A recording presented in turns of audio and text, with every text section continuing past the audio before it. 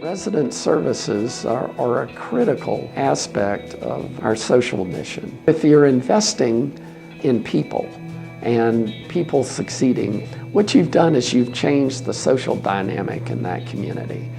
There's an impact, and there's a bottom line impact. Look at the resident services department that we have. I've worked for many companies in the past, and they just did not pay attention to the values of services. And it's just really great that we have a company that understands that and supports it.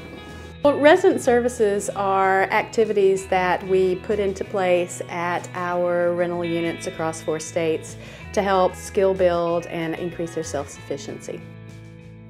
The majority of our properties in our portfolio is multifamily properties. And what that really means is a whole lot of kids. So a lot of our time and efforts at multifamily properties are focused on after-school programs, something really structured and productive for kids to do between the hours of 3 and 6. Homework time is huge. That's what most of our folks want, is a structured place and some assistance for the kids to do their homework. When kids are a part of something, they want to keep it. One of the greatest things for me is just to be there for the kids, to love them. Over the last year, we tracked grade advancement for the active participants in our after-school program. 99% of the participants actually advanced to the next grade level. They know that they can come here. It's a safe place to come. They know that I love them. They know that I will feed them, and on top of that, they can have fun. The health needs among the residents who live in our rental properties are pretty large.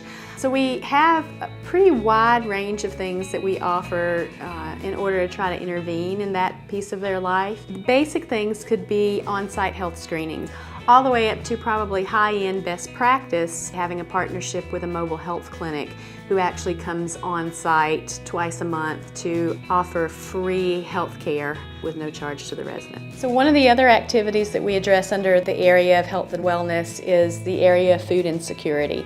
What we see is a lot of our families, a lot of our seniors, particularly near the end of the month when their funds are running out, they just simply don't have enough food to feed their family.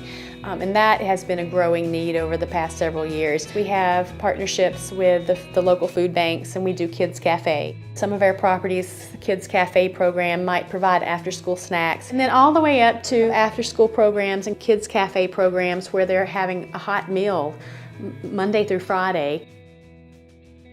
We provide a lot of services, and one of the biggest ones is our eviction prevention program. It's really resident service coordinators, property managers working really hard to provide any resources to residents who might be at risk of losing their housing. Another activity is job readiness.